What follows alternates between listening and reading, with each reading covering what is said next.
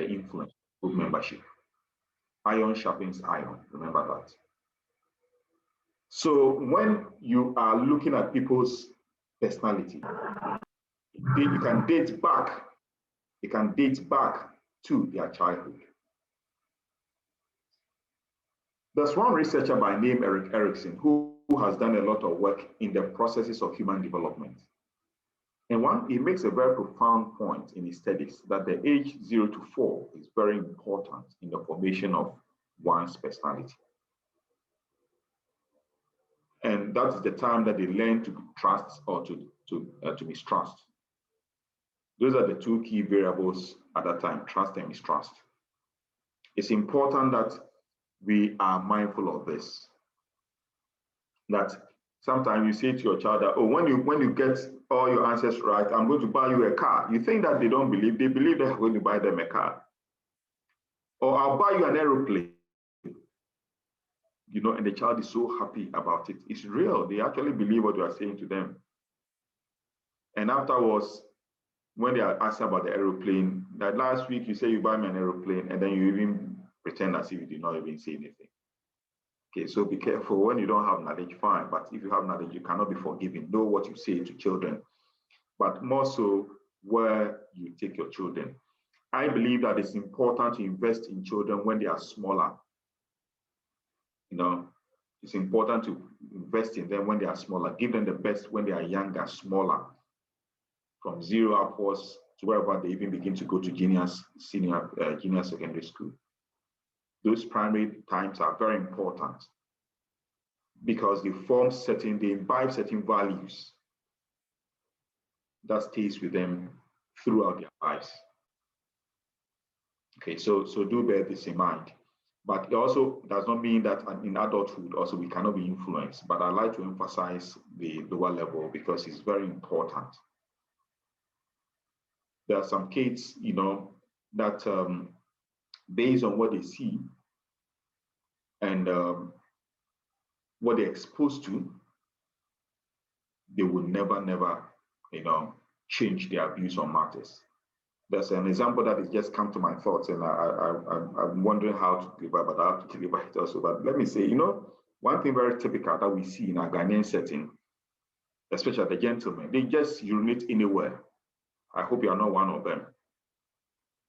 They just can stop. Sometimes we see people in some believer will just stop at the side of the road and then they will just wee.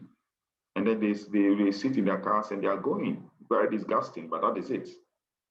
I hope that as you sit in my class, some of these things that we say is going to have impact and influence on you. And you know that you are leaving home, so you must put your house in order and not go and wee on the road. But the point is that these are behaviors that people may have started doing when they were much younger, and they grow with it. I've had a child who is about less than 4 years old, who has stayed in the UK for, well, no, until then, comes to Ghana, they are driving with this person and wants to wee, and he will never wee by the side of the road. No way. No way. Will not. Now what? You want me to wee here? That is wrong. The point I'm trying to make to you is that, you know, there are certain behavior and characters, and these people I'm referring to up to now, much older, but will not do that. So the kind of environment that you find yourself in, especially when you are growing up, and I'm very passionate about this because it is real. It's very difficult to change a left-handed man at his old age, but we do know that we can still be changed at our old age. So much as the older generation can also be impacted upon, the emphasis at the lower level is very important. Another thing I like to also bring, perspective I want to bring about group membership is from the fact that it's also known that the group that you find yourself in. So for example, you are in this class of 2021, MBA class of 2021. That group is a special group to you. You may not get along with everyone 100%, but we know that not everyone can be our friends, okay? We have our friends and we have our acquaintances. We have people that we just say hi to, and we have people that we actually stand and have all kinds of chat with. It's a natural phenomenon. But whichever way it is, you need to be aware that the group that you belong to can have some impact on you. And we know from experience that there are people among you who can add to you a lot more than you can imagine. We pray that COVID sublimes into eternity somehow, and you get the opportunity to interact with your colleagues, especially those that you'll be specializing with in terms of your area of focus, whether it's HR or marketing or finance or accounting and all that. Because group membership does have impact. They can open doors, they can influence certain processes positively on your behalf and all that. And eventually, the totality of it is that it will have some impact on you as an individual. The life experiences. No two individuals will respond in the same way to identical situations. We may be exposed to the same challenge or situation, but we'll handle it differently. The difference lies in our personality. There are some people who will be very calm about certain things when they come up. There are some also who cannot. The reason why one is calm and one is not is all about their personality. So personality does influence us. And whoever we are and however we come across is because of how we are wired. I will take the next slide and then I'll pause and take some questions from the class. So please stay with me. I want us to look at the nature versus the nurture concept of personality. What this means is that there are two views out there. These are concepts. The views there that your personality is more of your nature. It's more of your nature. What it means is that your personality is more of the things that you have inherited from your parents. There are some scholars believe that personality don't go anywhere further. Just look at one's nature. Who gave birth to you? Which family are you coming from? And that is all we need to know. We'll take a decision based on the nature, your background in terms of your genetics. Some believe that. Some also believe that it's not about the nature. It's about the environment within which you grow.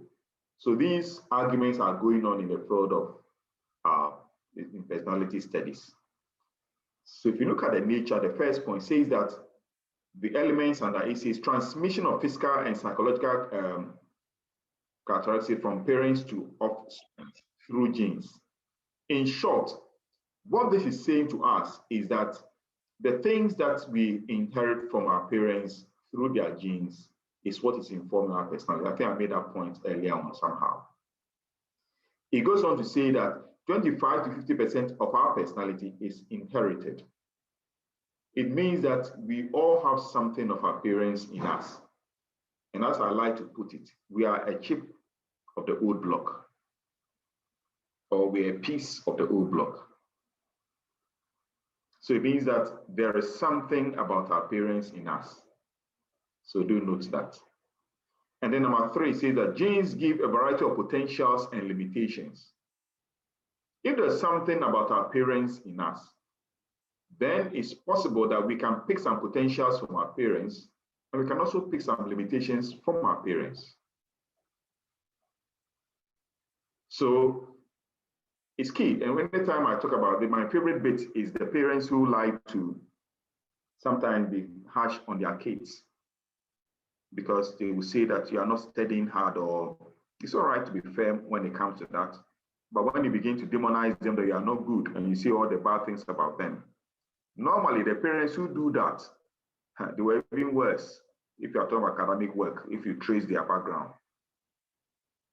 So the point I'm saying is that don't be quick at hitting at your kids for not performing well, especially in our setting academically, or even when they are not behaving well. Be supportive of them. Some start slow, but with proper guidance, they can really improve quite significantly. In fact, it's not how you start, it's how you end. And remember, the race is not for the swift. Some can start very fast, they look extremely good, but if it's not well managed, it gets to their head and they don't perform as they grow older. Some also do not start very well, but with proper guidance, they can go very far. So what I'm saying is that the first point I want to emphasize that before you begin to say all the things you say about your kids, that you are not good, you are this, some parents do that, shamefully do that. I hope you are not like one of them, but if you do, then you have to stop. Stop and ask yourself, how good was I when I was in school? Is it not possible that it's coming from you? But if it's not coming from you, or it's not even coming from you, be supportive of a child, because genes, it has nothing when it comes to it has nothing with the child, it's all about you. Of course, they also come with their own additions. But remember that genes gives us a variety of potentials and limitations, and those who need help, we must be supportive of those people, very encouraging of those people, because by creating that environment also, it can help. If you make the environment very toxic, the good can even become worse. Then the nature environment, the nature refers to the environment. And these are those who share the view that it's the environment that makes people who they are. And these individuals also believe in this passionately. They talk about the fact that nature is the sum of all external conditions that affect a person. It's all about the external things that affect you. External things as to the group that you belong to, the school that you go, the behaviors that are exposed to you, the environment within which you live. You know, you are never, you know, sometimes it's so sad when you see some experiences that young people go through. It's all toxic around, negative words. You know, people say bad things about their kids. It's unbelievable, and you expect them to grow up, to become successful, and to sort you out. Then say the right things and create the right environment for them, because the external conditions affect a person. It affects a person, especially the things we say. And you see the second point. Early experiences can have very lasting effects. That is why I was so much into the kids bit. Because the early experiences starts from when you are younger. It can have very lasting effects. It does not mean that cannot be dealt with, but you can give people problems that is totally unneeded just by how you treated them or how you spoke to them or how you perceive them and all that. So the environment that we create, toxic environments, do not help anybody. Even there I say, if you think about even adults, when the environment is toxic, it has impact on you. What we do not know is that it's worse on children. Then the external forces guide human development for better or worse throughout life. So this is the point I'm making. So environmental forces. The environmental forces are the external conditions that people go through. That's the things that we're exposed to. If you say the right things to them, if you guide them, if you are supportive to them, a weak student or a weak person can become very good. So they become better throughout life. Remember, it's not life, throughout life. If you say the wrong things and you demonize them and you continuously, you know, there's some people that can never say good about anybody. Please, we are doing organizational behavior. You must apply the knowledge to yourself first. So you need to change your ways. If you are all the negative things that I've said, you have to change your ways. And you can't change if you want to change. And begin to say the right things, because it does have influence on people, and especially if you have kids. I'm passionate about this because sometimes we give problems to people in adulthood which they didn't pay for just by the things we've said over their lives. So this is about the environment that we create, and these things happen. Some of you can identify with the things I'm saying. When you are being shouted upon all the time as a kid, you grow up to become very timid. Okay, so these are things that affect our personality. At this point, I want to pause and take some questions from the class, and then we can continue. So if there are any questions, please, you can raise your hand. And after you've asked your question, please, you can bring down your hand so that we know those who have been answered to. Andrew, your hand is up. You have the floor. All right, Prof. Thank you very much. All right, so I want to find out, where does temperament come in? As we discussed. All right. Okay. So we'll be looking at the issue of temperament. Temperament is infused into the personality. And in this lecture, I'm sure we'll get a hint of it shortly. So they come together, just that we have classified them into 4 types, as you know. And but really, your temperament is a reflection of your personality. So they are together, and we'll bring them to relevance appropriately shortly. All right, thanks, Paul. Okay, any more questions, please? Yeah, we have LinkedIn. No, Stephen. Stephen, you have the floor.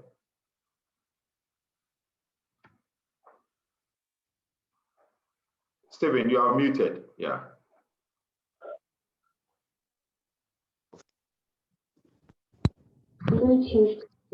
Please, can you hear me? Yeah, just go ahead. Yes. My question is, as we are talking about change, I can see that when you go to some age, it's very difficult for you to change. Is that maybe that's how maybe nature was created as to be, or that is maybe a life experience that leads to those things? I just wanted to know. Sorry, Stephen, your question was not clear. Can you repeat it again? What I'm saying is, you can see that when you're growing up, you get some age that if you want to change, is very difficult. So is it that maybe that's how we were created naturally, or maybe life experiences leads humans to behave in that certain way? All right, so I think that as I mentioned, there are orientations out there about what is actually the big deal when it comes to your personality. And if it's the way the question you asked, it means that some will hold the view that, look, this is the way I'm created, and that's how I am. And people say that all the time. Well, there could be some truth in the fact that you come across in a certain way, but the environment also does play a role. Your question is a tricky one, but a question I was going to ask the class, I have to come in now. And I think if you look at the last point, I posed a question, but let me say this, that you see, I hold the view that you can be created in a certain way, or you can have a certain kind of nature, that's better put. But as you go through some experiences, you change. You learn from it. And a typical example is that if you are the first child of your parents, normally, most of our culture here, the kind of training that you get, they don't give you, as we say, they give you very close marking. You don't get away with a lot of things, let me put it that way, if you are the first child. Your parents are very strict on you and all that. And then you get siblings. And sometimes when you look at your siblings, your younger ones, and you see the things that they are getting away with, you wouldn't have even gotten away with half of it. What has changed? What has changed is that sometimes when you are younger, and obviously you have kids, and as you grow, the experiences you go through life, there are certain things that you don't make a big deal of any longer. So the environmental experiences that we go through can modify our behavior in terms of our nature. So I hold the view that, yes, you can have a certain nature, but the environment can also influence it. So it's not like I'm not able to change because I cannot change. It's because you are either not learning from the environment, or you are not determined enough to change. So that is my point. All right, Frank. Prof, I wanted to ask whether someone's behavior can be influenced by sort of motivation at the workplace. Yes, Frank, in the workplace, I'm sure we'll look at employee motivation. And yes, one of the things we learn about employee motivation is so that we know which buttons to press to be able to motivate people. So one's behavior can be influenced by the workplace. I don't know whether I've gotten your question well, but the behavior that people show can be impacted upon by the kind of things that we put in place in terms of the policies. There are 3 things normally. You have the work that people do, the intrinsic rewards and the extrinsic rewards. These things can change behavior at the workplace. And we will look at it when we look at employee motivation. So I hope I've addressed it, Frank. Yes. Thank you. So we'll settle come to the Edugenfi, and then we look at Bismarck, and then Theophilus. Okay, so Doreen, this is Doreen. Doreen, okay. My question is, as the HR officer, when you are employing a staff, should you dwell on, for instance, the nature to conclude on the person's personality?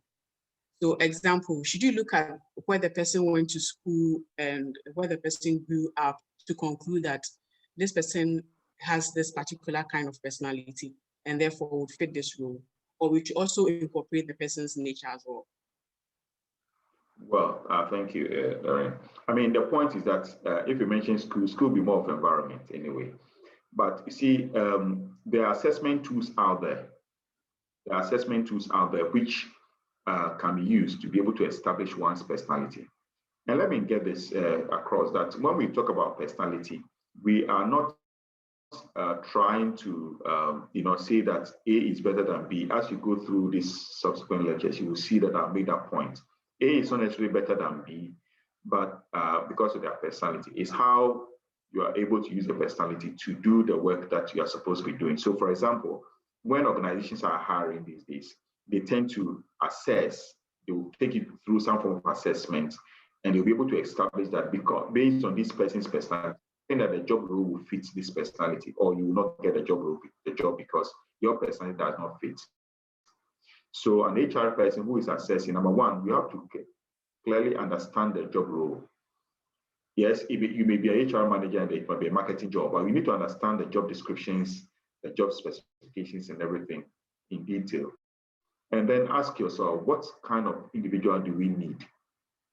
And then based on this, when people come for interviews, there are questions to ask to elicit those things. But even there are tools, as I've mentioned, out there that can be used to assess an individual. And we can conclude emphatically that Bismarck is more suitable than maybe Nanaya or something. Or Nanaya is suitable and Bismarck is not. So the point is that there are tools out there. These are what we call the psychometric tests. And these things have been developed these days that they actually do get it right a lot of the times. But for me, even when you sit in interviews, depending on the job role, you can. And a lot of times you see HR managers think that they should do all the work. But if you work for an organization, the HR manager cannot do all the work. Sometimes, even as consultants, when we work, sometimes we have to approach other consultants to share ideas and to work on certain matters. I do a lot of work with my colleague, Professor Ponsateria.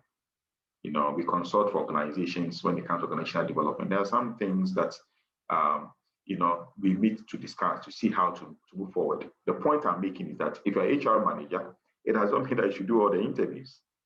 Okay. Sometimes when the public sector, is trying to interview some very high-level positions, they do bring experts from outside on board to look at, because you know what to look out for based on the job roles. So in short, there are ways of establishing whether somebody is suitable for a job role or not.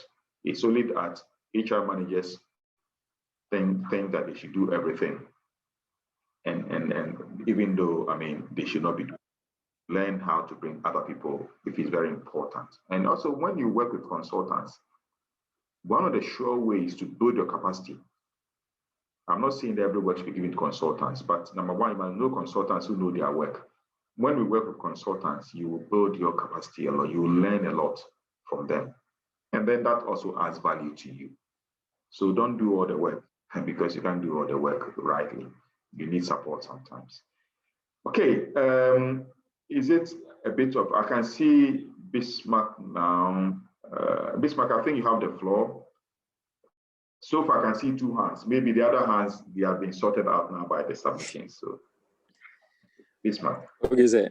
And then Anaya will follow. Sir, please, when you're explaining the factors that influence personality, you gave an example about your child who refuses to urinate somewhere or along the road. When it comes to this environmental, the nature and the nurture, I'm asking, what are your views on how we can curb such issues? Because it has been the norm that we don't have a lot of janitors around, even on campus. So if you have certain solutions, we can bring it up so that at least we also can advocate them and we can curb such issues. All right, okay, Bismarck. So I didn't specifically say that it was my child. I was just giving an example, but it was a real example. Okay, so that's the first one. The second point is that there's something called attitude inoculation, and myself again and my colleague upon area, we really believe in this. We have been talking about this. Attitude inoculation means that, simply put, and to put in with a lighter note to it, forget about all the old folks. Forget about them. It's like a lost cause, and then focus on the young ones. So you start from age 0 to about, let's say, 7. Forget about the old folks. So if you are 8 above, you are old. So we forget about you. And we focus on the younger ones. If we imbibe these values in them and we let them understand this, we can change it in the next, let's say, 20 years or so years. Because if you understand the story of Singapore, those are some of the things that they did. You have to focus on them when they are younger. It does not mean that the older ones will not. They cannot change, but you struggle with that. How difficult is it to wear a face mask? How difficult it is to wear a face mask? Over the weekend, I went to some places and there's total disregard for wearing face masks. You know, and if the older ones are not wearing, if you give it to the younger ones, if you wonder, why should we wear it? You know, and some people are wearing a chin mask. And when they're coming to talk to you, then they want to even pull it away from the chin to somewhere else. The very virus that you are trying to keep at bay, when you are going to talk to people, then you touch the surface of it and then you pull it down and then you don't even sanitize and all that. So you see that the kind of indiscipline that we have in our system, we have to forget about the old ones and look at the younger ones and imbibe these values in them. But it also means that we need a certain kind of teachers who are committed to the cause, so that they will be able to, they must be brainwashed, for want of a better word, that this is the way forward for us and it's not negotiable. We must get a certain kind of teachers, so that these teachers will emphasize this very well. Okay.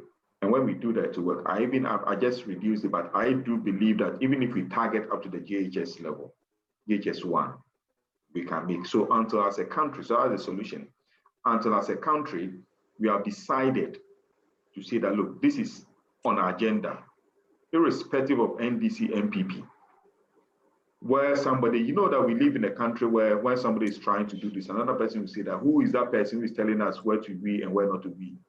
And they'll be going around promising that when I come into power, you can be anywhere, even in the streets. We have to be able to have a discussion and say that, look, MPP, NDC, because there are only two parties, whether we like it or not. The other ones is just a joke. And co.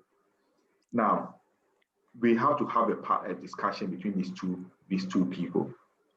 And there are some few ideas. I think that there should be a national policy. So for every country, in the country, irrespective of the party in power, there should be a national agenda. Let's say 70% of whatever is done in governance should be national agenda driven, which means that it does not matter whether it's MPP or NDC. And a certain percentage of our resources must be checked by Parliament that is directed directly to the national agenda. So if the agenda is building of roads or railways, if you are spending 10 cities on Ghana, 7 cities must go to that national agenda. And then the 3 cities must be left to political parties so that you can bring the variation in ideas. Okay, that is the way we can develop. And this can be one of it. This can be one of it, where we are all committed to attitude inoculation to make sure that we look out for the younger ones. Out for the older ones, forget about them, because whether you like it or not, they will talk back and even tell you things you don't want to hear. So the answer lies in the younger generation, not in the older. These are views. And that is why I'm very passionate about free SHS. So I'm giving you some hints about my beliefs. All right. Yeah, Theo, I see your hand. It's on Nanaya. Let's take Nanaya, and then we come to Euphlos, and then we have to move on. Hello, Prof. Good morning. Good morning, Nanaya. So please, I want to know whether pastors are too strict. That's why sometimes their children behave opposite what they teach them. Okay. So it looks like Nanaya is also from me, so she wants to know whether to be strict or not. But let's deal with it. Okay, Nanaya. So the response is that, well, when you talk about strictness, it depends on my view. It depends on what is in it. Because if you are being told to sit up or to behave well, would you say that it's strict? I think that for pastors, most times they spend their time on other people's, and then they do not rather spend more time on their kids. Okay. For me, okay. I think that because they are likely to, certainly we want to assume that for most of them, with everything as a basic principle, they know the right way to behave and for the right thing to behave. And therefore, they are likely to give the right direction. But they are always in a hurry with their kids. They are not tolerant when it comes to dealing with their kids. The same pastor who will be tolerant to other kids will not be very tolerant. There are people also, we know pastors who have had very difficult kids.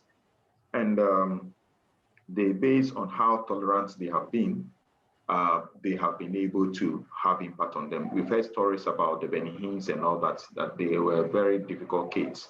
They've had very difficult. And with that kind of commitment and love and all that, they were able to do that. I also believe that if you believe in spiritual things, I also believe that once you decide to attack the devil will also be very interested in what belongs to you. So, okay. So that is also a fight that you contend with, and you must fight that fight well to win, because you are mandated to win. So the challenge that pastors' kids have is because they decided to attack when the devil kids have not asked for a fight, and therefore they also will come and they want to come for you. But you have to stand your ground and obviously win the battle. But the way you also manage your kids and how tolerant you are with them is very important. We all learn as we move along. It doesn't mean that it's a doom situation. But one thing that I know, that knowledge makes a difference. When you have knowledge and you really receive the knowledge and you want to implement the knowledge, it will work for you. So that is my submission. Okay. So okay, thank you, sir. All right, thank you. Euphlos, you have the last one. I think that Bismarck, you are done, isn't it? So your hand can come down now, and Anaya also can lower your hand. All right, so Euphlos. Good morning, sir. Please, I have two questions. I have two questions. The first one is to do with, in the course of your presentation, you said that when you are on a panel and someone walks in, you can tell if this is the one or this is not the one. And I want to ask, is it always spot on, or are there times where your judgment and your experiences can fail you on such panels? And then the second question is, looking at our leaders, most of them have traveled and had experiences influenced by different environments. But when they come here, they tend to do what is normal here. As MBA student and as a emerging managers.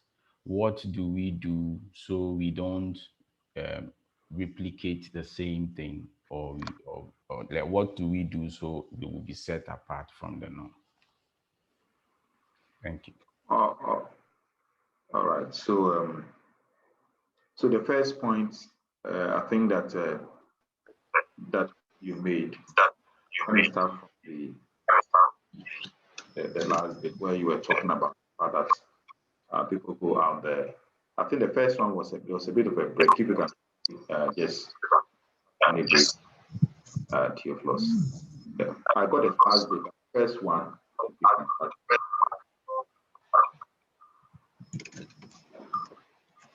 You want me to ask the first? Just a quick, the first one, yes. Yes, the first one is in the course of your presentation, you cited instances where you can easily say, or you can easily predict when someone would get. Okay, I get it. All right, that's fine.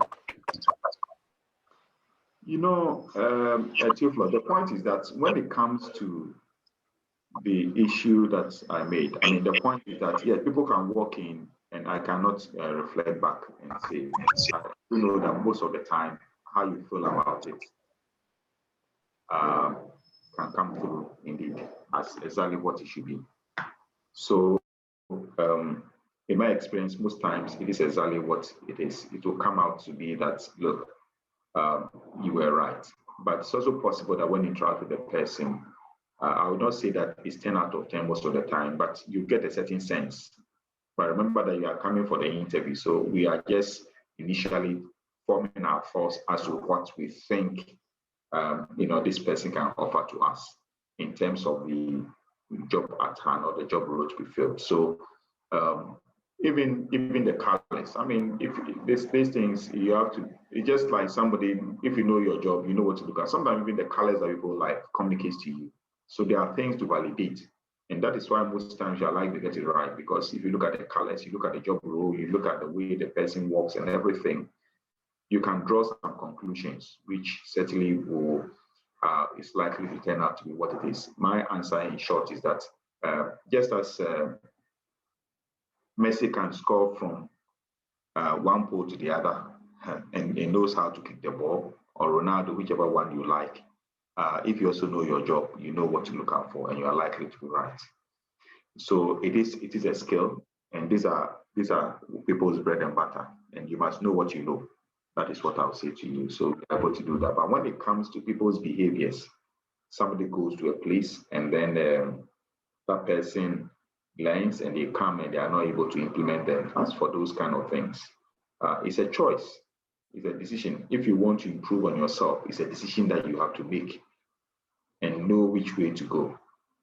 So people go and learn and they get exposed to all kinds of things, but when they come, they forget it. But also remember that not everybody does that. There are some people that when they have a good experience, when they come back, they don't lose that experience.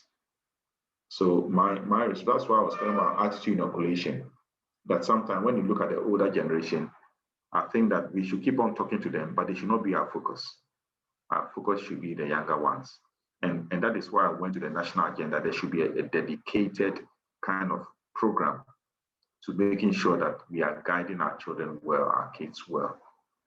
I think that's the surest way. It doesn't mean that the older folks cannot give us some gains, but it's too difficult from that angle.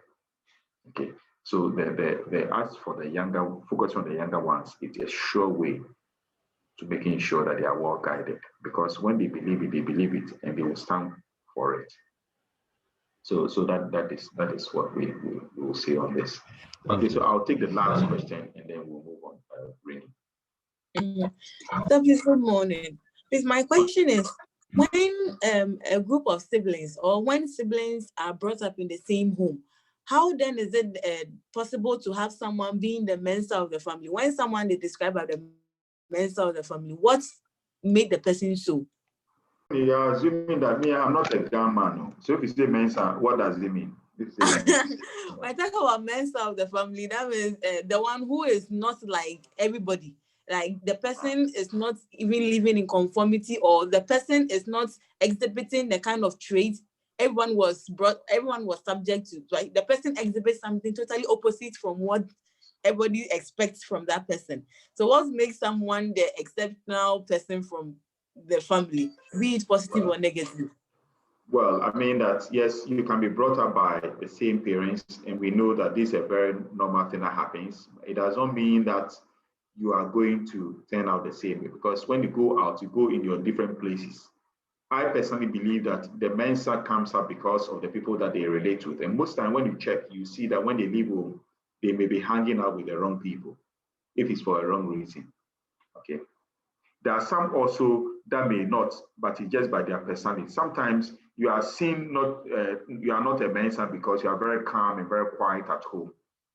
The one who is always asking questions. They may not be doing anything bad, but they will challenge everything. You know, not that disrespectfully, but they like to know, they like to ask questions.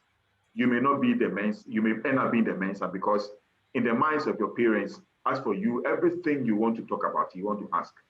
You know, so that would be more of your personality. So there are two responses here. The first can be one's personality as to how, whether the person is a choleric or a phlegmatic. You cannot compare the two.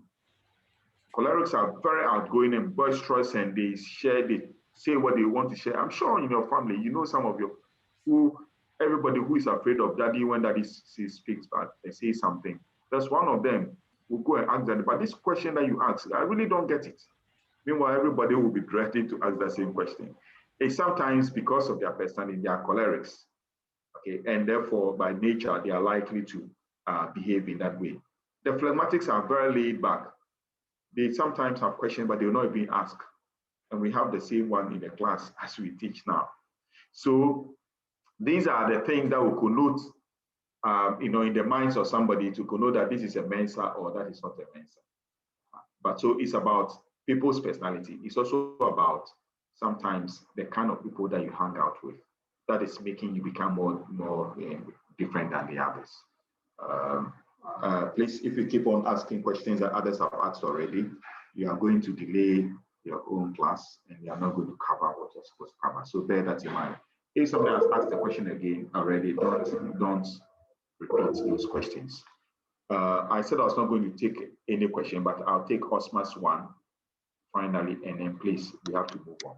Okay. Osman, let's move on. Osman, you have the floor. Yes, Doc, good morning. Yeah, go ahead, Osman. Yeah, thank you for the opportunity.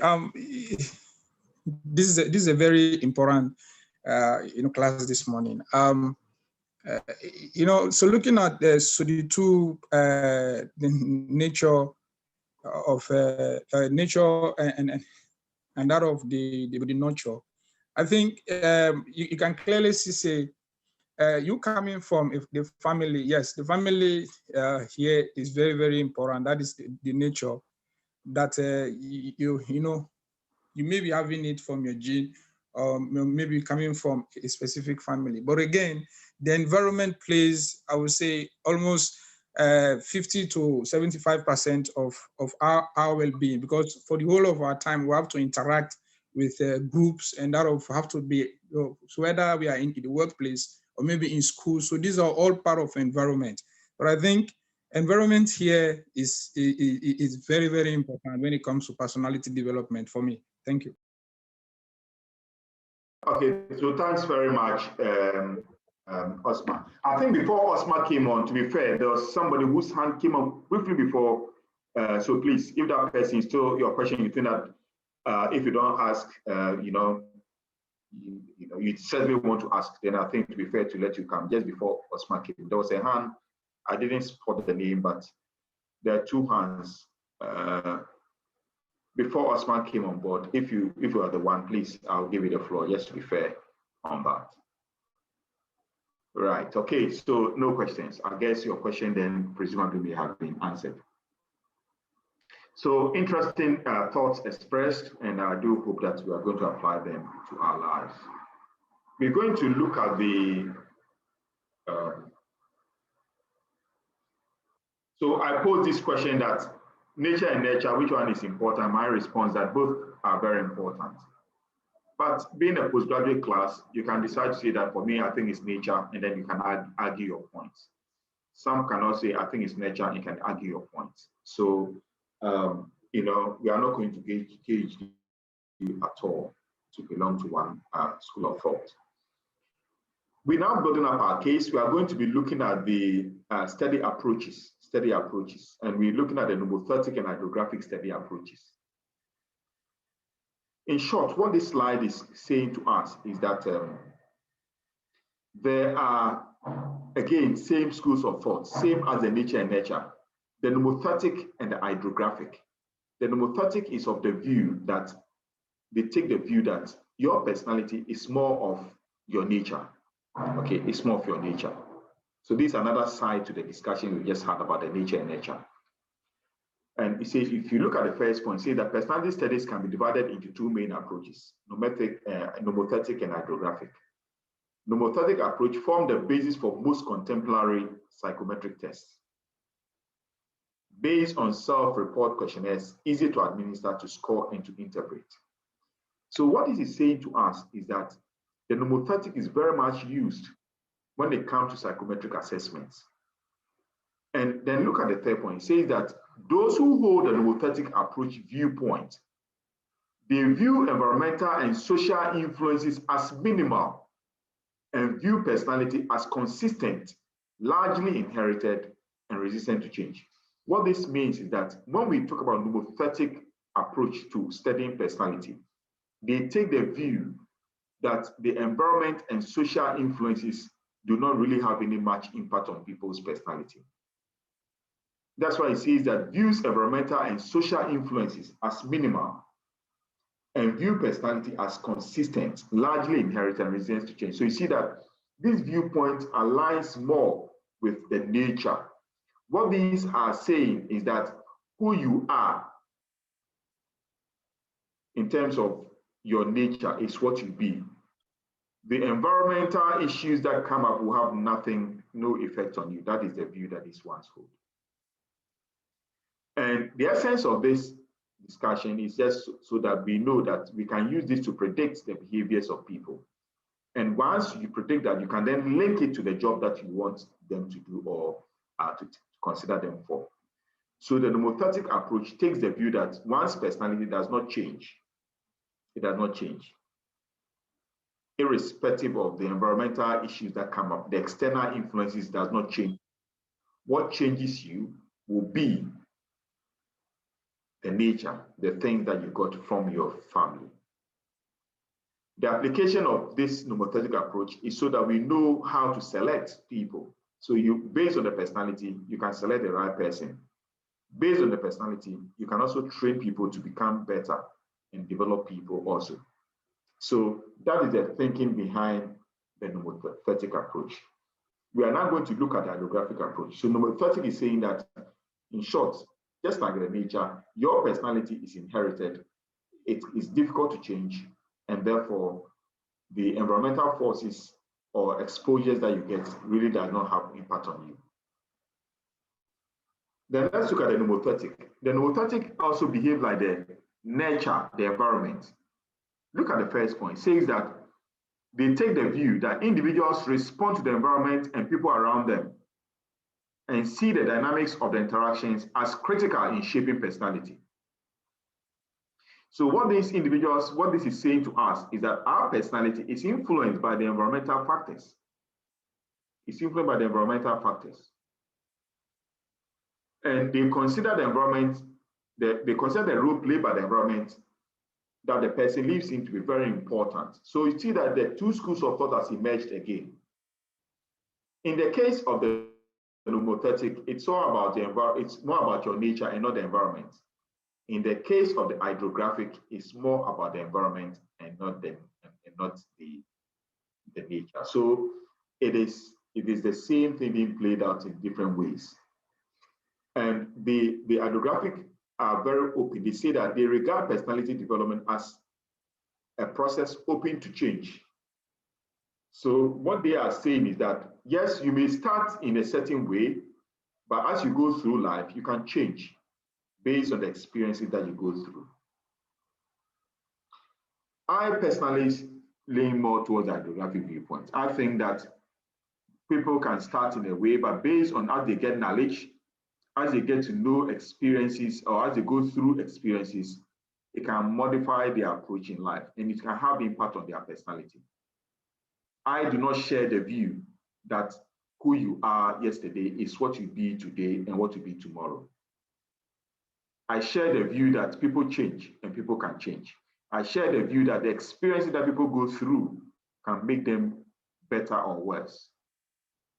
Some people can be very good, but sometimes the evil that they go through and the difficulty that they makes them become even very, very difficult and unbelievable when they come into contact with them.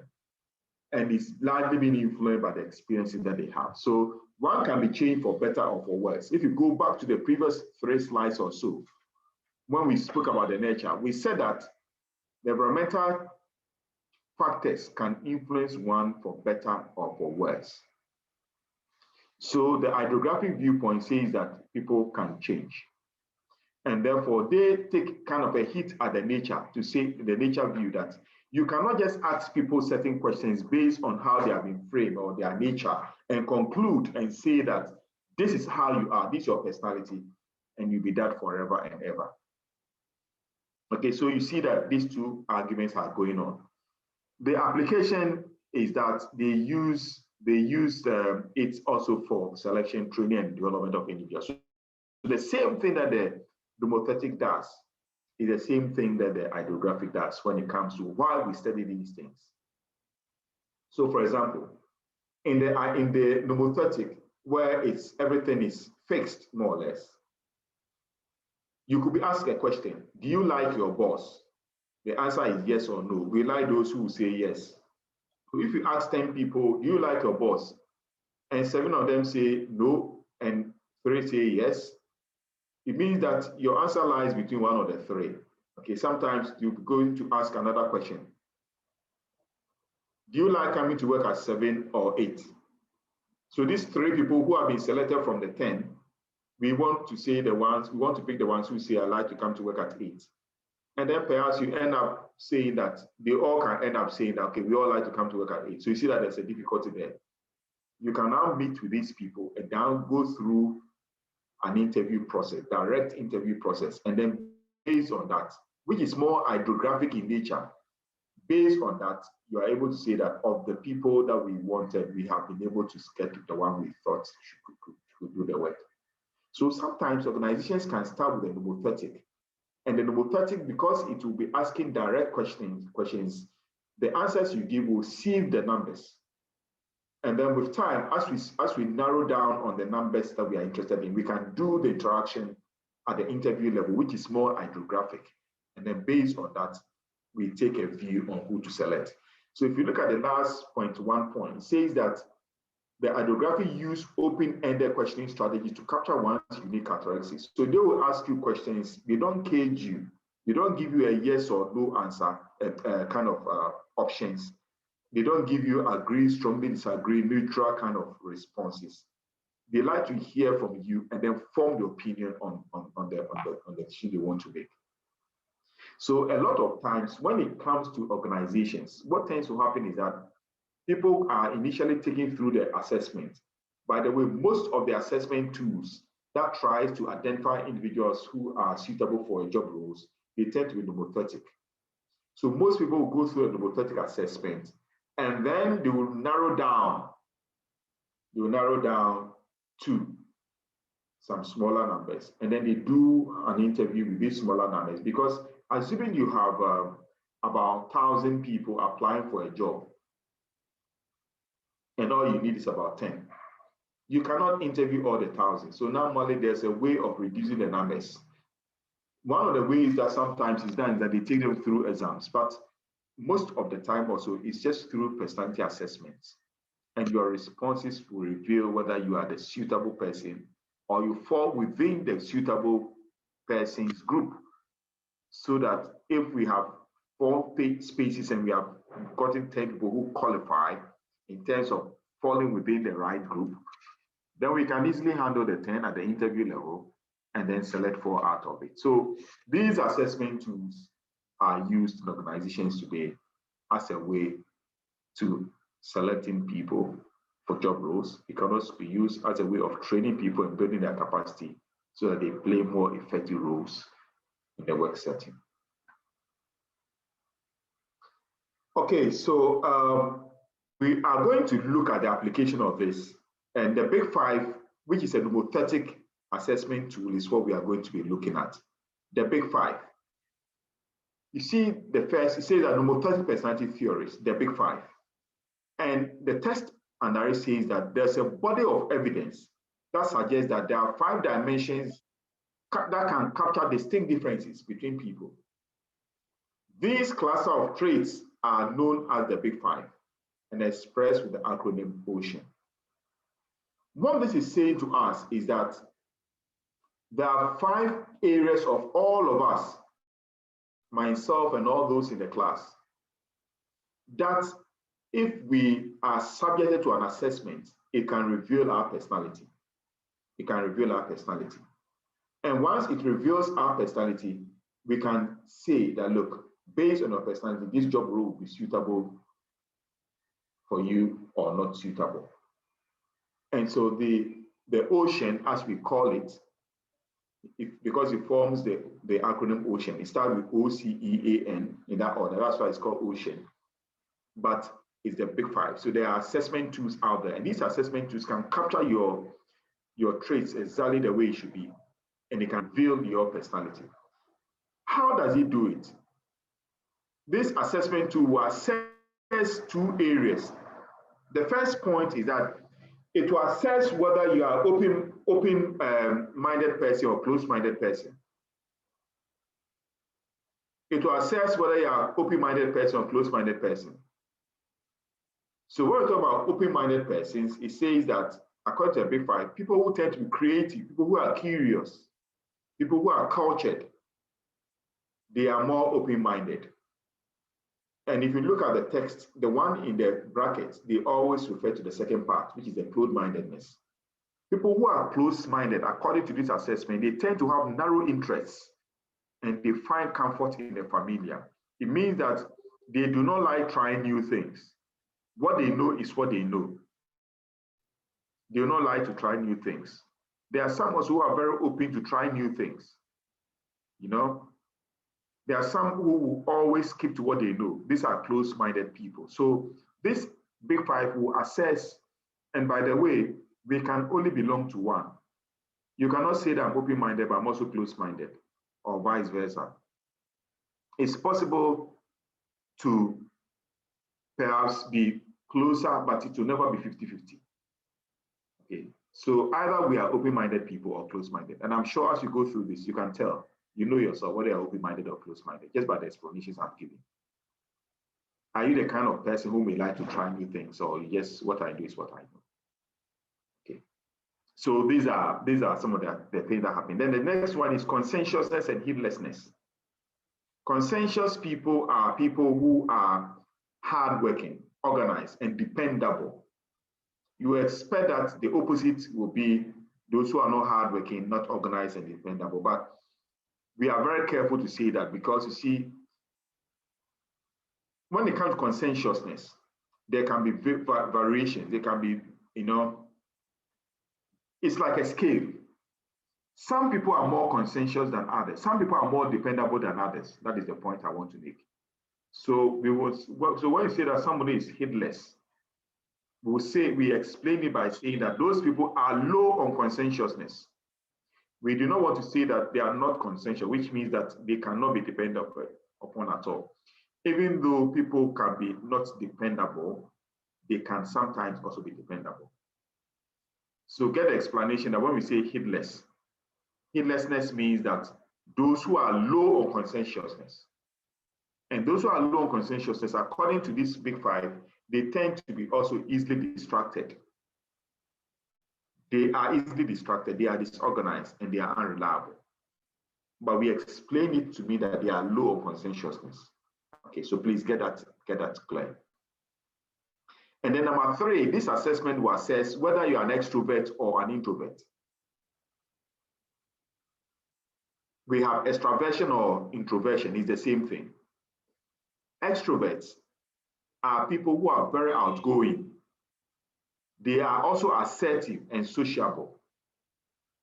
They are the ones that when you meet with them, they will introduce themselves, they will tell you what they do, they'll be telling you things about them that you have not been asked for. It's very typical of extroverts. Okay, so we say that they are gregarious, they are assertive, and they are sociable. When you say something they disagree with you, they will tell you that, oh, well, I get your point, but I do not agree with you. They are not afraid to disagree with you on matters. These are the extroverts. The introverts, they tend to be reserved, timid, and quiet. You know, they will not say a word. They are very quiet, and they like to be with themselves. Okay, so we can also assess through these big five whether you are an introvert or an extrovert. And for us in this class, you are either one of them. You are either an introvert or an extrovert, and you know. So even as I go through these points, you can gauge where you fall. Then we have number 4, agreeableness and hostility. The explanation for the agreeableness and hostility kind of mimics what it is for the consensusness. So let me explain this. If you look at the agreeableness, people who are agreeable, they tend to be more cooperative. They will say to you that let's agree to disagree. They will not fight with you. They tend to be more collaborative. They are warm. They are warm people. They cooperate. They are warm and they are agreeable. You can disagree with them. They will not make a big deal of it. For them, it's not a big deal. But there are some people that when you disagree with them, it's a big deal.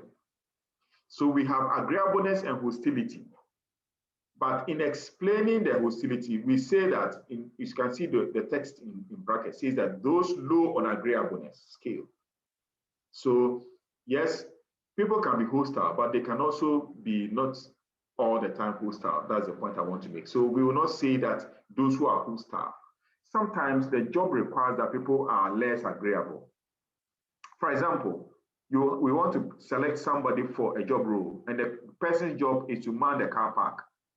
You need somebody who will be who will not be too agreeable, because sometimes you are given instruction that this parking bay is marked for the director and there's a reason for it. Nobody should park there. Agreeable people sometimes can overlook that, but people who are not agreeable, they are very firm. If you don't park where you're supposed to park, they will not take it easy with you. So sometimes you need individuals to be able to, to do certain things that others may not otherwise do. So there's a place for people who, if you want to call it hostility because of what the Big Five calls it, but they are less agreeable. So those who are low on agreeableness scale, they tend to be cold, disagreeable, and they can be antagonistic. Okay, it means that they can raise issues and really take it like World Cup, and make a big deal out of it. But I'm also saying to you that in these assessments that we are going through, the 5 areas that we are assessing, we are interested in the composite, and that will help us take our decision. We have the 5th point, neuroticism and stability. Neuroticism speaks of people who are emotionally unstable. There are some people who are emotionally unstable. Those who are emotionally unstable, they tend to be insecure. They are anxious. They tend to be very anxious people, and they can get depressed easily. So they are insecure, they are anxious, and they are depressed. Those who are stable, they tend to be emotionally stable. They are calm, self-confident, and secure. These are the attributes that we are looking at. And so under the Big Five, these 5 areas are assessed, and the questionnaire that takes you through this assessment, based on your responses, we can establish who you are. And then anytime we establish who you are, is then linked to the job that we are assessing for. And we can say that as a result of this person's personality, this job role is more appropriate than the other. So the essence of the Big Five is to reveal your personality and to help us take a decision whether you fit the job role or not. So that is it. On this note, I see that Kwasi, you have your hand up. You can ask your question now. Sir, good morning. Please, if you go back to the openness for me, I'll be very grateful. Openness. Okay. The openness, I said that those people who are open-minded, you see, they are, when we assess, remember, you see OCE, then AN in that vertical order. That's why we call it ocean. But when the assessment is being done, the big five will assess open-mindedness or closed-mindedness. And what it seeks to do is that it tries to establish whether the person we are dealing with is open-minded. You know, there are some people like that who are they always will listen to you thoroughly and then take a decision. They are open-minded. Yes, sir. There are some also who are not open-minded at all. I mean, what they know is what they know. They will insist that, look, this is how it should be. This is the way it is. I have been doing this, especially when you work with the older folks in the ministries. You know, I've been here for the past 30 years when you were not even born. This is the way we have done it. And they may be even saying all the things they're saying is wrong. But, very true. But they keep on, this is what they know, and they think that that is what it should be. So open-mindedness refers to people who are creative, and we are saying that people tend to be creative, they are open-minded. And it makes sense to me. If you are somebody who is maybe artistic in nature, and you are into art, or you are into, yeah, let me just stick with that. You should be open-minded. You should be able to, when you are doing your designs, you should be saying that today, let me try this other route instead of the normal route that I use most times. They tend to be creative. They are curious. They are always questioning. They like to ask questions. Oh, so why is it that this and that is done? And you may know somebody like that, or you may be like that. There are some people that will always be asking questions. They are curious. You know, everything they want to understand thoroughly, and they are not just being problematic, but that is their nature. They are curious. They like to know everything. They are cultured. Cultured also means that to be cultured means they can be tolerant of other views. No wonder they are open-minded. You know, they like to say, not to engage you. Please, what are your thoughts on this? Or okay, I get your point. They are cultured. They you know, they are cultured. I mean, what did I say more? Close-minded people, they have narrow interests. What they know is what they know. As for me, this is what I like, and that is it. Okay. They find comfort in the familiar. They are very comfortable with the known. They will not change anything. Okay, if it's a preparation, they know a preparation in the morning, in the afternoon, in the evening. Nothing else matters for them.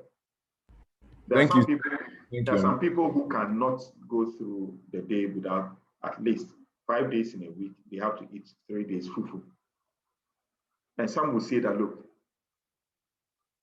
it has to be the one that people pound, you know.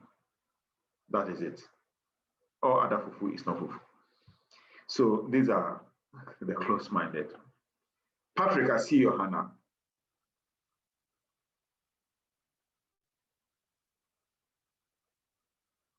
Patrick, do you have a question you want to ask? You are muted.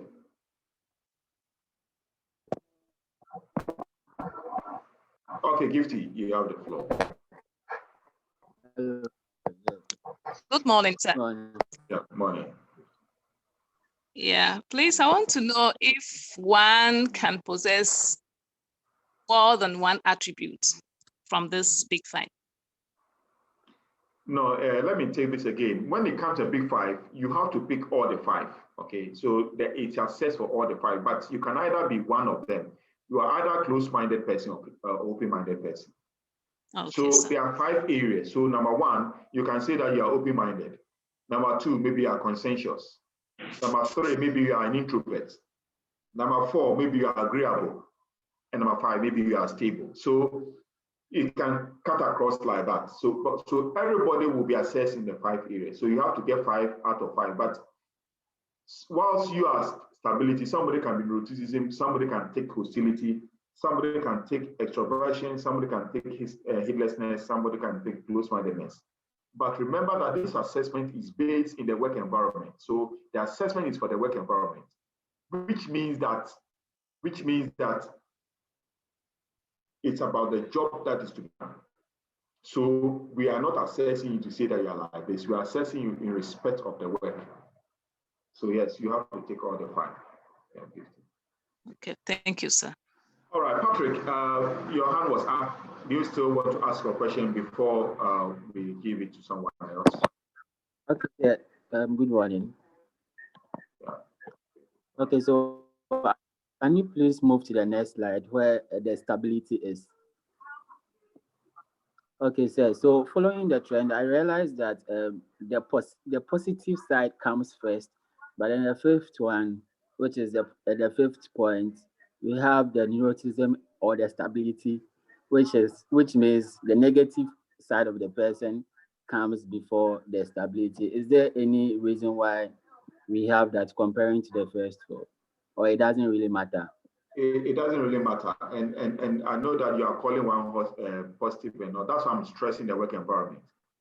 There are some jobs that you need people just going by it to be hostile. There are some jobs like that. And what do we mean by that? They are low on agreeableness. So, for example, if let's say you go to the bank and you want to buy a house and you need a mortgage, so you've seen a house, you are supposed to, let's say it's 100,000 Ghana cedis.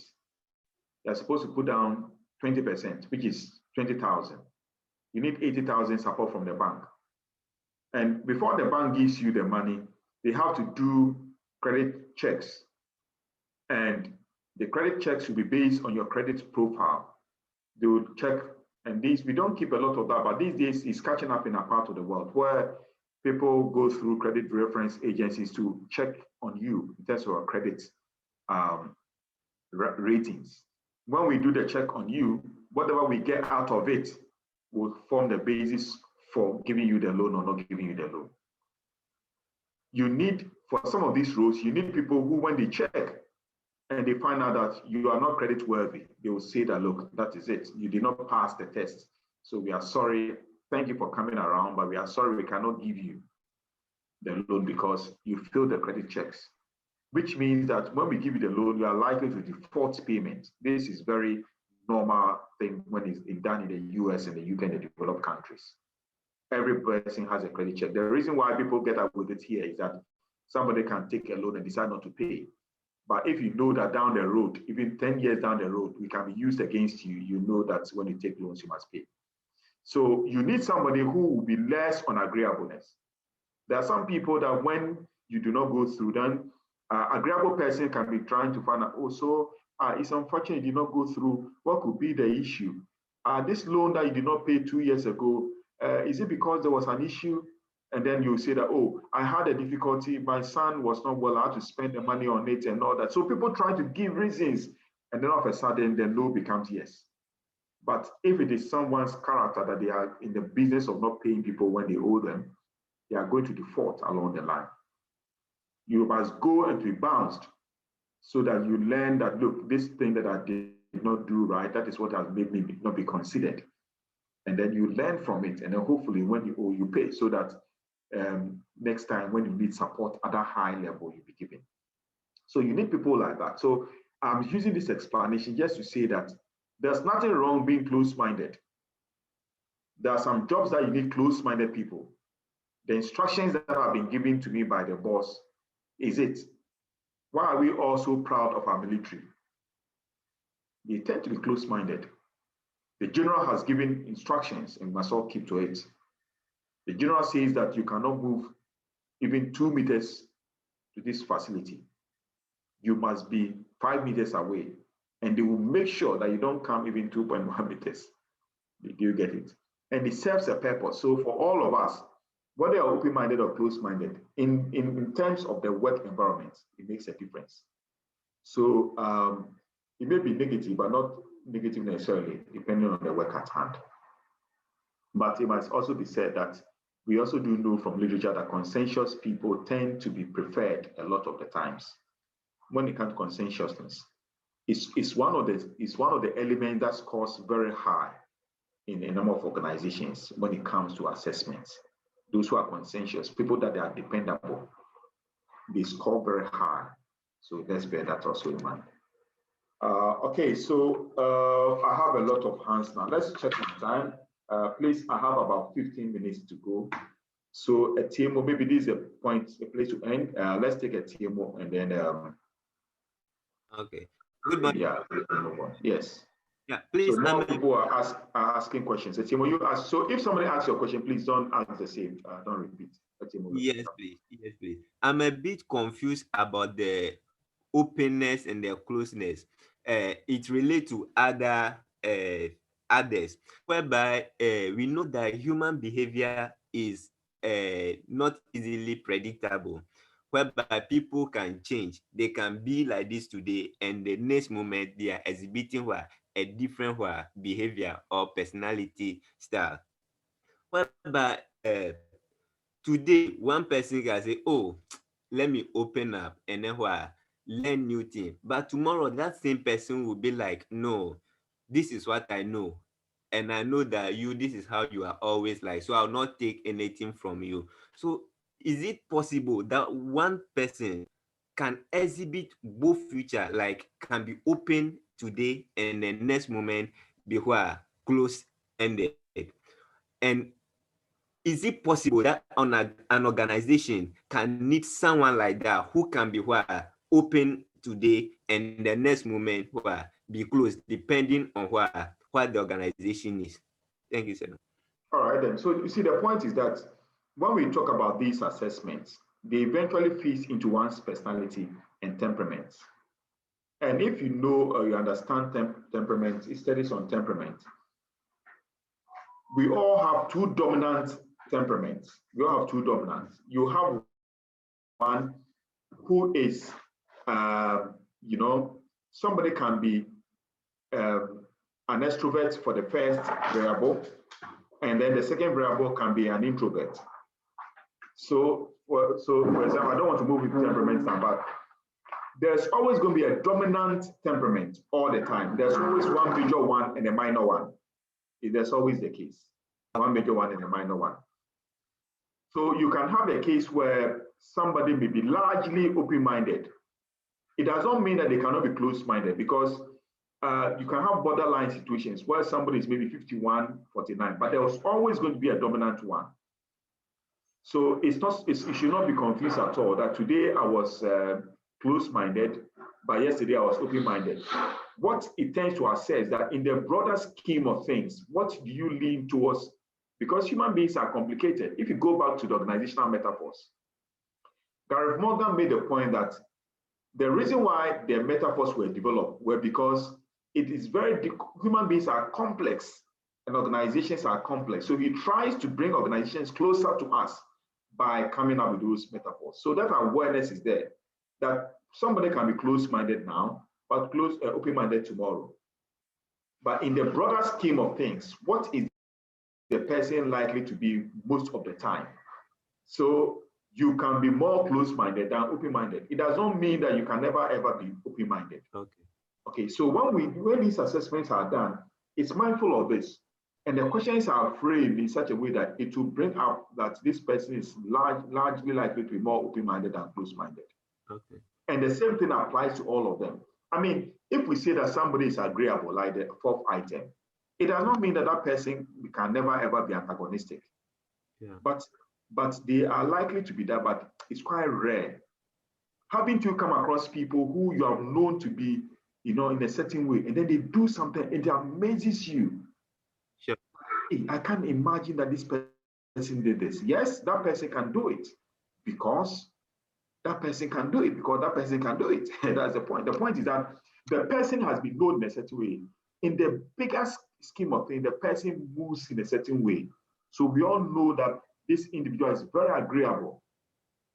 It does not mean that agreeable people cannot disagree. Yeah. They can, but in a bigger picture, they tend to be more agreeable. Do you get it? So you can also have somebody who is very stable, very calm. We know calm people who will normally not say a word. Mm-hmm. When they get angry, they can be very unstable. Yeah. But in the bigger things, they can be very calm. They ignore a lot of things. But normally, those people, they don't have a reverse gear. When they take decisions, they hardly come back to it. When they say no, they don't normally come back and say yes. You see, so they can let you get away with a lot of things by their nature, their calm, their self-confidence, they are secure in themselves. But when they've had enough, they can take decisions that can be contrary to their type. So that also happens, okay? And I think that is the point I was seeking to communicate to you. Okay, thank you, sir. Emmanuel, and then we take Matilda. Yeah, hello, sir. Please, I wanted to take, for example, the agreeableness and hostility. You see, in some situations, probably like being warm, being agreeable in certain ways. If probably, like with the example you gave, if someone has been probably through experience, the person has been let down after being warm to people or being agreeable and things, can it change the person so the person becomes hostile? In that case, is it a nomothetic personality, or it's just maybe we'll take it as an idiographic way? Yeah, you can. Yeah, that the question is clear. You cannot just take one IV number 4 just only to draw conclusions. In the assessment, we have to see how the person will score on all the others before I draw the conclusion. But I do believe, I think I made that point, that I believe that people change. But normally, in my mind, people change from worse to good. But okay, it's also possible people can change from good to bad. So people change. So people's experiences, there are some people who are very agreeable and warm and all the things you said, but they can change based on past experiences. So they are now suspicious of everybody, you see. Okay. So people that they are not supposed to be suspicious of, they are suspicious of. So normally, you need to be aware of it. If you're that kind of person who, you're based on experience, you may have changed. You have to be very careful. Else you say no to the person, you'll be saying yes. Did you get it? So it's very important that we are very much aware. But yes, indeed, somebody can become very disagreeable and antagonistic because in the past they thought that my strength in their mind is being seen as a weakness, and I'm not going to allow that anymore. Yeah. You cannot treat everybody the same. We are all different. So have your own experience with people. Don't be afraid that I had a bad experience, so I'm always going to have a bad experience. Of course, tread cautiously, but just know that you cannot use one experience as a basis for subsequent experiences or engagements. Okay. Thank you. So, Matilda, your hand is up. Good morning, sir. Please, I'd like to find out the outgoing personality, whether the word is extrovert or extravert. Yeah, it's the same thing, extraversion or introversion. So we can say extrovert, or we can also say extraversion. It's the same thing. Okay. Thank you, sir. The same thing, yeah. So it's correct. It's not wrong. All right. So any more questions, please? We have about some 7 minutes to go. Okay. So let's take this. Let's take this slide. We're going to quickly look at the big 5 and the workplace behaviors, and I'll quickly go through this. Interesting thoughts to express. You can have extroverts, you can have introverts and all that, and we certainly have introverts and extroverts in your class. Look at what has been found from research. Number 1, introverted means that introverts. Introverted and conscientious employees are less likely to be absent from work. You see, this is a research that has been done. So number 1, if somebody is an introvert and the person tends to be a conscientious person, they are not likely not to go to work. These are the ones that sometimes, even when they are not well, you see them take their bag, buy the medication, put in their bag, and they are going to work. It's their personality. They are less likely to be absent from work. When they are not well, they still want to go to work. It's very typical of introverts. So those who score high, those who are introverts, and they also score quite high on conscientiousness. Because remember that when we looked at the previous slide, conscientiousness and heedlessness were together. Either you're conscientious or heedlessness. But I explained that heedless people does not mean they cannot be conscientious, but they are low on conscientiousness. Okay, so you can have people who are conscientious high, let's say on the scale of 1 to 10, they are, let's say 7. It's pretty high. Somebody also can be 2 or 3, they are low. So depending on the level that you are at on the conscientiousness, you are likely not to want to stay away from work. And that is typical of conscientiousness people and who are also introverts. Then look at the next one. Individuals with high agreeableness tend to rate others more leniently, whereas highly conscientious individuals tend to be tougher raters. What this means, in short, is that people who are agreeable, they tend to give very high scores, and conscientious people tend to give very low scores. So, for example, sometimes when you sit on interview panels, you see that some people scores are very high. It gives you an indication of their level of agreeableness. So on the panel, they are scoring people 8 out of 10, 9 out of 10. Some people are on the same panel scoring maybe 4 out of 10, 3.5 out of 10 and all that. It gives something away. When you sit on panels and you see scores like that, those who give high scores, they tend to be agreeable people. Whereas those who give low scores tend to be highly conscientious people. So they'll be about 8 or 9 or 10 out of 10 in conscientiousness. Okay, but it doesn't matter if you have such people on panels, because the truth is that when it comes to panels assessments, you have to take the average. So if somebody is scoring 4 out of 10, when somebody else is scoring 9 out of 10, and they are consistent, the same person who scored 4 out of 10 will be scoring 4.5 out of 10, and the other person will be scoring maybe 8 out of 10. So when you take the average, it will be the same thing. The only problem comes in when somebody is scoring 9 out of 10, and then similar situations scoring maybe 4 out of 10. It becomes what we call an outlier, and normally we will ignore those scores. So conscientious people tend to be high raters.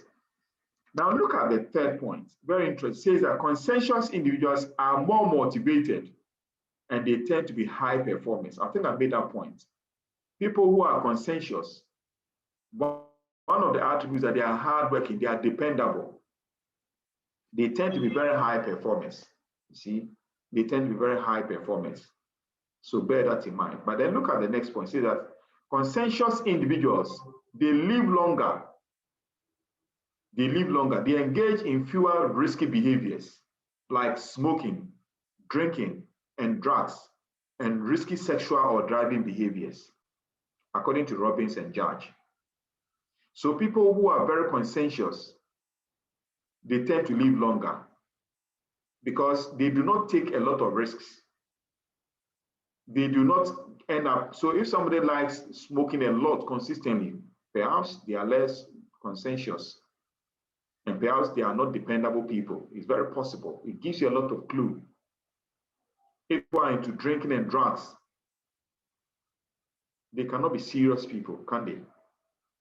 Because, I mean, if you're drinking, smoking, and drugs and all that, you cannot be serious. When you say we should look up, we should be looking down, because you are not likely to be dependable.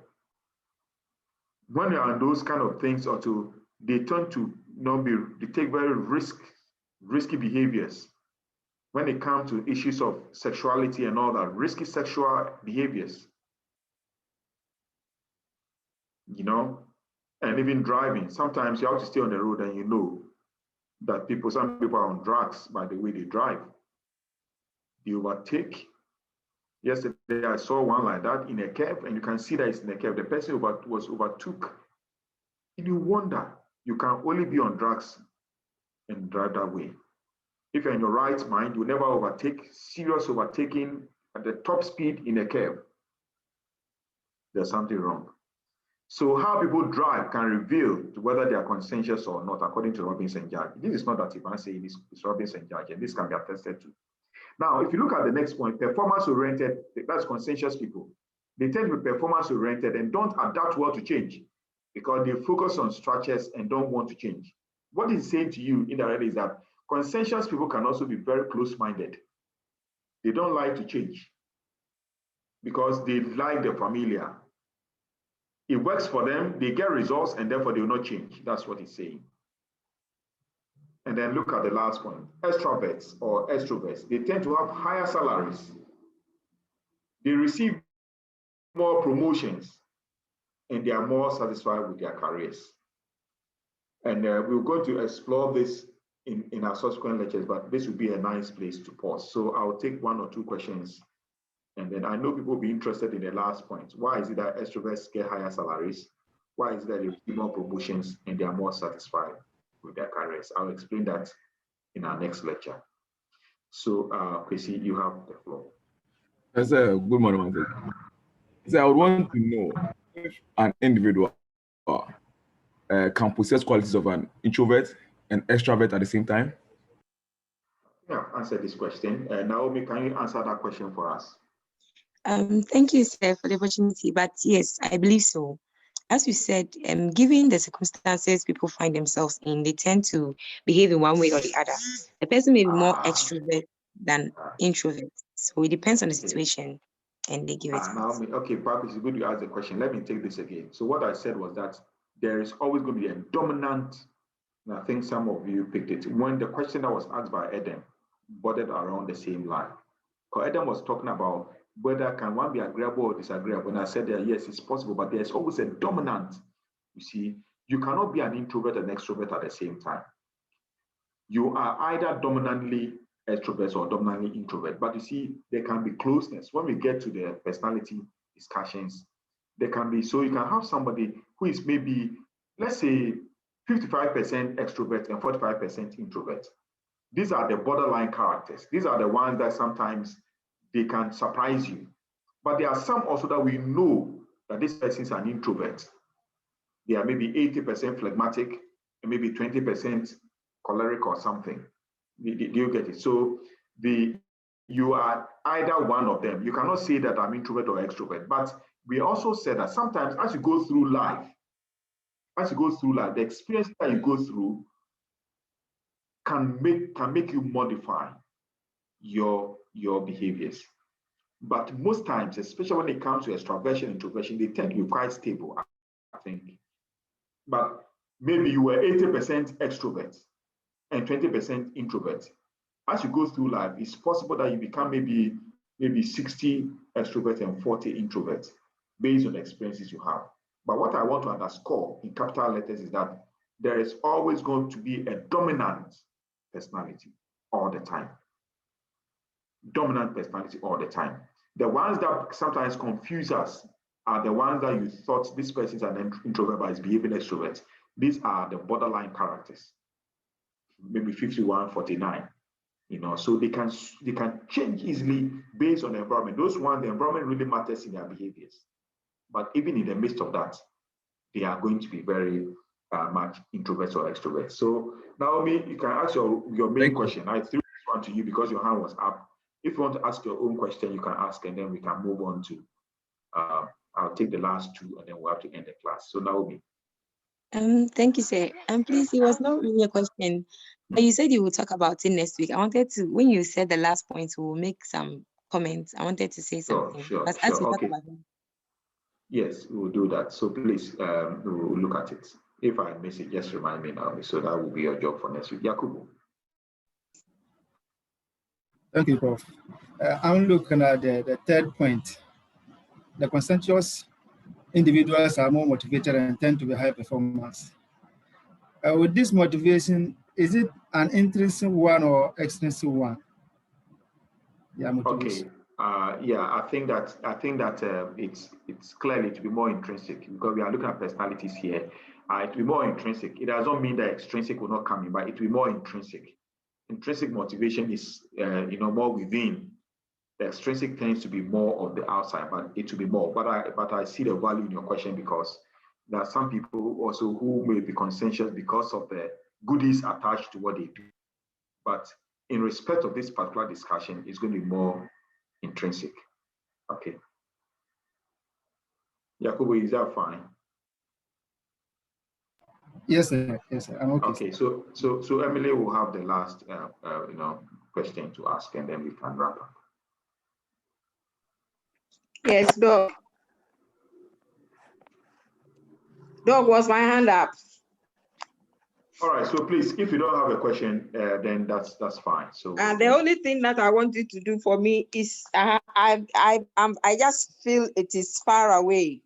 The application, where you spoke about the application of the organizational behavior, and you talked about the organization studying and interacting with the people before they can tell what the person will be. And you talked about something like things that have affected somebody and things that can affect. I didn't get that area very well. I think what I said is that the kind of how people, I was talking about if it's personality, I was talking about personality issues, and I was saying that, look, what people go through has an impact on them, okay? What people go through have an impact on them. So please, I'm not taking any question any longer, so you have to reserve it for next week. So I'll just answer this, we move on. The experiences that people go through do have impact on them. And therefore, it's important that when we are managing people, that was the personality bit, we are mindful of that. And I made a case of younger people that there are some people, the way they are now in adulthood is because of the experience that they had when they were younger. And I made a case that it's important that once we have knowledge, we are guided by this, that we do not treat, especially young people, we don't treat them in a very bad way because it can have impact on their personality. You see, once your personality has been impacted in a negative way, it can really cost you a lot if you don't know how to reconnect back. So I made that statement. Because your question is quite broad, it won't quite not specific, that's why I'm giving this response. I also made a point that, and it goes to the micro-organizational behavior, where I said that individuals have got different capacity and capabilities. And when it comes to the assignment of works, the application of it in the work environment, which means that why we study micro-organizational behavior is so that we are able to know individuals, their capacities, and that can help us to be able to give them the work that will line up with their capacities. Okay. They also said that the same thing, people have got different things that motivates them. You know, there are some people who are motivated by money, some are motivated by the job they do, some are motivated by other factors, and this will certainly touch on when we look at employee motivation. So all that we're saying under micro-organizational behavior is that we need to ensure that we understand people, because what will motivate you may not motivate me. And it's the role of the job to understand this so that you know which buttons to press. Or when you are designing packages, you are mindful of this so that you are able to bring everybody on board as much as possible. You will not get everything 100%, but at least you want to get majority getting exactly what they want, especially when it comes to motivation and making sure that they do what they do in line with their strengths. And all these big five things that we've spoken about, the essence of the big five is so that we are able to establish how you have been wired or how you have been framed.